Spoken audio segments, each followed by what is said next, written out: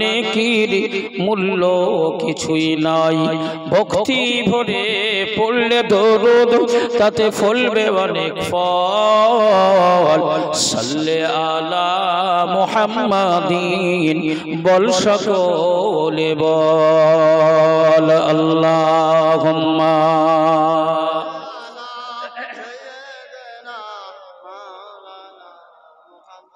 وعلى آل سيدنا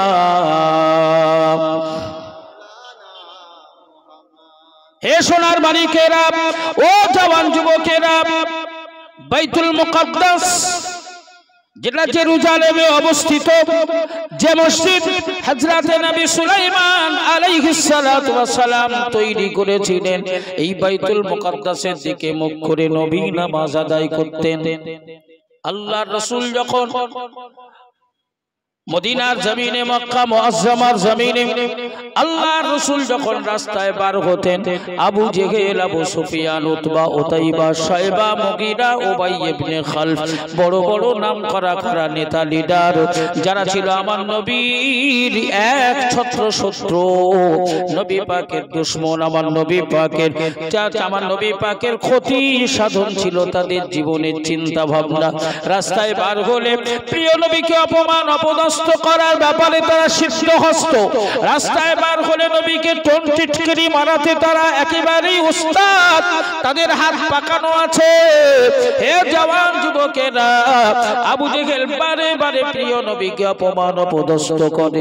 আল্লাহর রাসূলকে বলে, মুহাম্মদ তোমার আল্লাহর মনে হয় কোনো কাজ ছিল না, তাই পৃথিবী থেকে আর কাউকে নির্বাচন করার সুযোগ পায় নাই, তোমার মতো একজন অযোগ্যকে নবী হিসাবে নির্বাচন করেছে।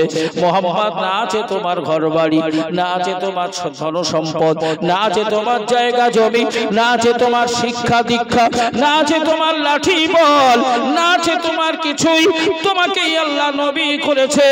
এমনকি তোমার ইবাদত করার মতো নির্দিষ্ট কোনো ঘরও তোমার নাই, তোমাকেই আমার আল্লাহ নবী করতে পছন্দ করেছে। এমনকি তুমি আমারই বাপ দাদা, আমাদের পূর্বপুরুষদের নির্মাণ করা তৈরি করা ঘরের দিকে মুখ করে নামাজ পড়ো, কারণ ওটা আমাদের পূর্বপুরুষেরা তৈরি করে রেখে গেছে। তোমার নিজস্ব ইবাদত করার মতো কোনো ঘর নাই, আবার তুমি দাবি করো তুমি নবী, আল্লাহ তোমাকে নবী বানিয়েছে।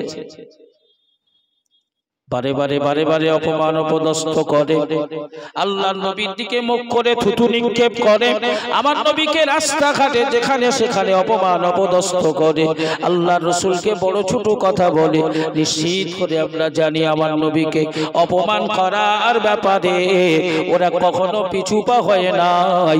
এমনকি আমার নবী নামাজরত অবস্থায় নবীর ঘাড়ের উপরে পচা উটের নাড়ি ভুঁড়ি চাপিয়ে দিয়েছে। আল্লাহর রাসূলের শ্বাস প্রশ্বাস বন্ধ হয়ে আসছে, কেউ এমন করে এগিয়ে আসে না। আম্মা জান মা ফাতেমাতুজ জোহরার কাছে খবর, মা জননী দৌড়ে গেলেন, আব্বার ঘাড়ের উপর থেকে উটের নাড়ি ভুঁড়িগুলি সরিয়ে কোন রকমেই আমার নবীকে বাঁচালেন। আল্লাহর রাসূলকে তায়েফের বাচ্চাদের লেলিয়ে দিয়ে আমার নবী পাকের শরীরটাকে ক্ষতবিক্ষত করে দিলেন। নবী পাকের চেহারা মোবারক থেকে এত পরিমাণ রক্ত ঝরিয়েছিল, আল্লাহর নবীর চেহারা থেকে রক্ত ঝরে ঝরে ঝরে ঝরে নবীর পায়ে দেওয়া জুতো মোবারকটাকে পায়ের সাথে আটকে গিয়েছিল।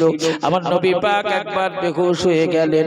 আল্লাহর রাসূল বেহুশ হয়ে গেলেন যখন তায়েফের বাচ্চারা পাথর নিক্ষেপ করা বন্ধ করে দিল। কিছু সময় পর আল্লাহর নবী যখন আবার দ্বিতীয়বার হুঁশ ফিরে পেলেন, তখন বাচ্চারা আবার তাকে পাথর মারতে শুরু করে দিল। আবার বেহুশ হয়ে গেলেন, আবার বন্ধ করলো। আবার যখন হুঁশ ফিরে এলো, আল্লাহর নবীর শরীরের উপরে ক্ষতবিক্ষত করার ব্যাপারে বাচ্চাদের ছুঁড়ে দেওয়া পাথর মুহুর্মুহু আঘাত করে। আল্লাহর নবী বেহুশ হয়ে অজ্ঞান হয়ে আবার পড়ে গেছে। তারপরেও তারা আমার নবীকে রেহাই দেয় না।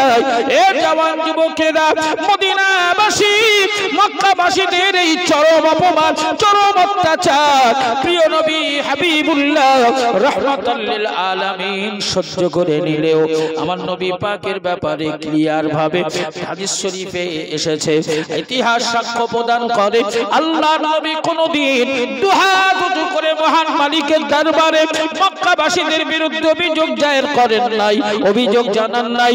আল্লাহ, মক্কাবাসীরা আমায় যে অত্যাচার করে আমি সইতে পারছি না, থাকতে পারছি না, এর বিহিত ব্যবস্থা করে দিন। এমন ভাবে আমার নবী কোনোদিন অভিযোগ দায়ের করেন নাই। কিন্তু আমার প্রিয় হাবিবের বন্ধু, আমার প্রিয় হাবিবের দোস্ত তো আমার মালিক, তাই বন্ধুর উপরে বারে বারে অত্যাচার, বারে বারে অনাচার, অবিচার, দুর্ব্যবহার আমার আল্লাহ আর সইতে পারছে না। তাই মহান মালিকের তরফ থেকে সিদ্ধান্ত নেওয়া হলো, হে আমার প্রিয় হাবিব, তোমাকে আমি আল্লাহ রাহমাতাল লিল আলামিন করে পাঠিয়েছি, তুমি করে মানব জাতির মুক্তির আধার। তাই তোমার অন্তরে বড় দয়া, তোমার অন্তরে বড় মায়া, তুমি দয়ার নবী, তুমি মায়ার নবী, তাই মক্কাবাসীদের বিরুদ্ধে অভিযোগ দায়ের করো না। হে আমার প্রিয় হাবিব, কিন্তু আমি আল্লাহ সইতে পারছি না, তাই আমি সিদ্ধান্ত নিয়েছি, ওরে আমার প্রিয় হাবিব, তোমায় আর মক্কায় রাখা যাবে না, আমি আল্লাহ তোমায় মক্কায় থাকতে দেব না। তুমি মক্কা থেকে মদিনায় হিজরত করার জন্য তৈরি হয়ে যাও, প্রস্তুতি পর্ব গ্রহণ করো। মক্কা থেকে মদিনায় যাওয়ার নির্দেশ আমি আল্লাহ তোমায় প্রদান করলাম। জোরে বলুন সুবহানাল্লাহ, আরো জোরে বলা যাবে না। মক্কা থেকে মদিনায় যাওয়ার নির্দেশ দিয়েছিলেন স্বয়ং আল্লাহ।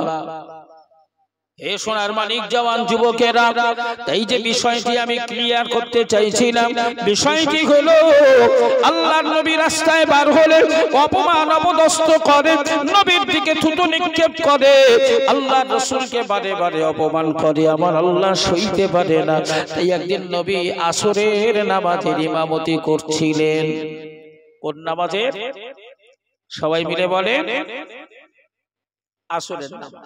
আসরের নামাজ ক রাকাত? আসরের ফরজ নামাজ ক রাকাত? সবাই মিলে বলেন ক রাকাত? 4 রাকাত।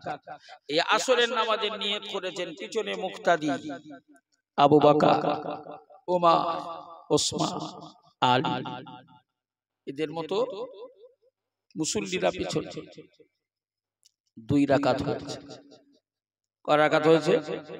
2 রাকাত। এমন সময় ওই নামাজরত অবস্থায় 2 রাকাত সমাধা হওয়ার পরে আমার নবীর কাছে আল্লাহর তরফ থেকে পত্রবাহক, আল্লাহর তরফ থেকে দূত হিসাবে জিবরাইল আমিন এসে হাজির হয়েছে। জোরে বলুন সুবহানাল্লাহ। জোরে বলা যাবে না? জিবরাইল আমিন এসে বললেন, হুজুর আর এইদিকে মুখ করে নামাজ পড়তে হবে, আপনি আপনার চেহারাটাকে পরিবর্তন করে মুখটাকে ফিরিয়ে। মুখ ছিল কোন দিকে? বাইতুল মুকাদ্দাসের দিকে। মুখ ছিল কোন দিকে? বাইতুল মুকাদ্দাসের দিকে।